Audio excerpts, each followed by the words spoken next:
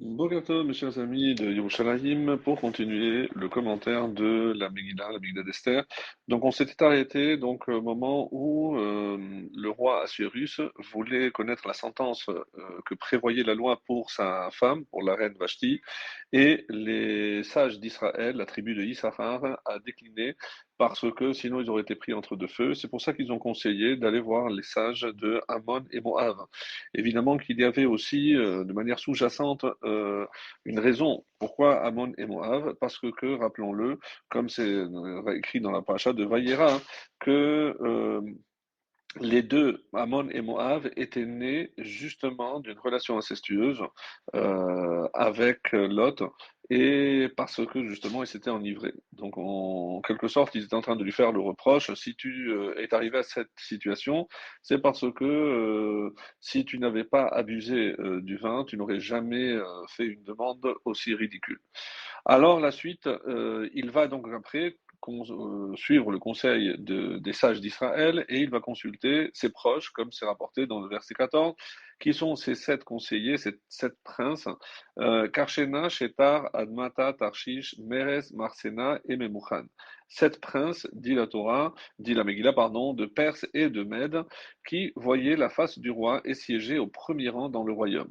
Alors il y a plusieurs opinions. Qui étaient ces sages? Est-ce que quant à l'origine de ces différents sages, est-ce que, comme ça par exemple, le premier, on dit qu'il venait d'Afrique, il était chargé de la nourriture des animaux, le deuxième responsable du vin royal, Admeta des Édom, de l'Occident, il s'occupait des jardins et rendait aussi la justice, Tarshish était natif d'Égypte, Meres, Marsena et Memuchan, les trois de Yerushalayim. Donc voilà, c'était un petit peu de partout. D'autres disent non, c'est essentiellement de Ammon et de Moab pour suivre le conseil des sages d'Issachar. En tout cas, la tradition orale, comme c'est rapporté aussi dans un Tosfot sur le traité de Megillah, nous dira qui était Memuchan, le septième conseiller, et donc il était de service le septième jour, donc c'était le Shabbat. Et c'est lui qui va prendre la parole. On dit parce qu'il était le plus jeune et que c'est comme ça, donc les autres pouvaient le contredire une fois que lui il avait émis son opinion. Pour certains commentateurs qui pensent qu'il venait d'Israël, Memuchan serait alors le prophète Daniel. Daniel, donc un homme bien aimé, c'est comme ça qu'on l'appelle Memuchan, et il a été capturé avec la tribu de Yehuda, avec les trois Hanania, Michaël et Azaria. Et il a fait de nombreux miracles. Le plus connu, c'est à l'époque de Darius, de Mède. Donc il avait fait une ordonnance royale qui interdisait de prier à quelqu'un d'autre que ce soit le roi, et ce durant 30 jours. Daniel, évidemment, continuait à faire ses téphilotes normalement, et les ennemis qui l'espionnaient sont rentrés un jour et ils ont vu une petite fille. Où est Daniel? Il fait sa prière. Donc ils sont allés le dénoncer au roi, et c'est à ce moment-là qu'il est jeté dans la fosse au lion.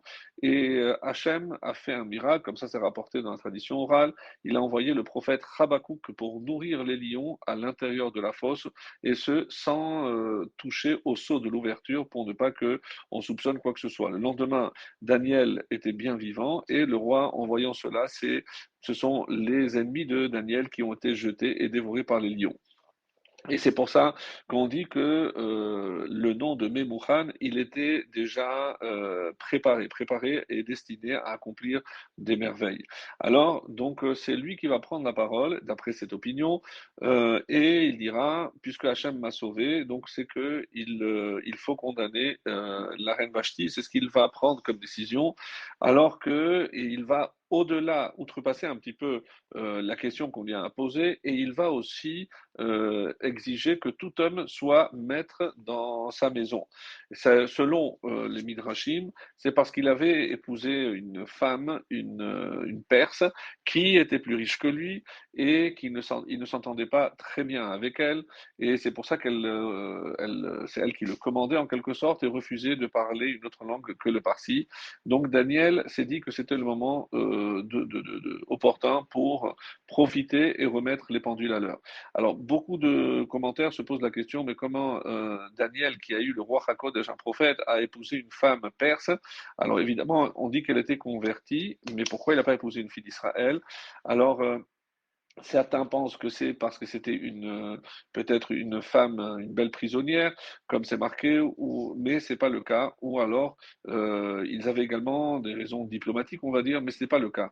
Alors, si on dit que il faisait partie des eunuques, donc c'est en tant qu'eunuques, comme vous le savez, donc ils étaient castrés. Et pour cette raison, donc ne pouvant pas enfanter, on dit que ils ne pouvaient pas épouser une juive.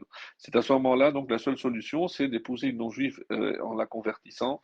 Et c'est ce que Daniel a été un peu obligé de faire. C'est pour ça que, d'après d'autres, le roi Balthazar avait donné cette fille par un édit royal. Donc, il était anous, il était obligé, il était sous la contrainte.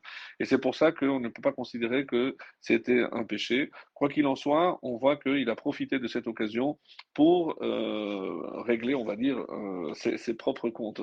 Alors, d'autres soutiennent que ces conseillers appartenaient aux autres nations. Et alors, à ce moment-là, Memucan, il s'agirait de Haman. Et pourquoi Memucan? Il est destiné à quoi? Il est destiné au malheur. Et c'est pour ça que Hachem a utilisé précisément, et pourquoi il savait qu'il allait condamner, parce que c'est comme ça que c'est rapporté que Vashti, dans la fête pour les femmes qu'elle avait organisée, avait invité toutes les femmes sauf la sienne. Donc on voit que c'est toujours les histoires de banquets et dans la cour. Et c'est pour ça qu'il espérait qu'en tuant Vashti, le roi pourrait épouser sa fille qui s'appelait Rimod. Et c'est pour ça qu'il a émis évidemment cette sentence-là. D'autres commentaires disent que c'est une allusion très très jolie du Yakout Shimeoni, que chaque nom en fait évoque les sacrifices, les corbanotes qu'on faisait. Karshena, c'est Kar Ben Shana, un agneau d'un an. Shetar, c'était horrible. Les deux tourterelles. Admata, on dit que c'est Misbeach Adama. Donc chaque terme, c'est pour montrer le manque qu'on avait pour que Vashti soit vraiment punie du fait qu'elle avait empêché les Juifs de pouvoir profiter du Beth Amikdash, de le reconstruire. Et on dit que même les anges, c'est pour ça que pendant les 180 jours que dura le banquet d'Assuérus, est-ce que quelqu'un s'est souvenu de toi? Alors c'est pour ça que il faut condamner cette femme c'est pour ça qu'on dirait qu'Hachem, il a inspiré Memucan pour que la femme, Vashti, la femme du roi, soit condamnée à mort.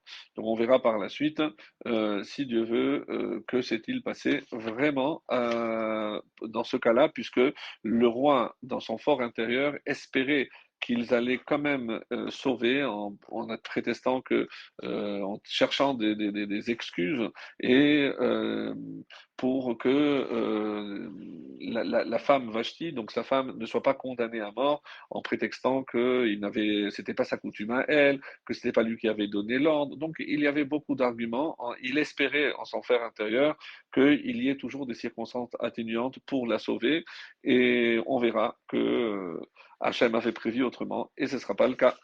Voilà, très bonne journée et à demain.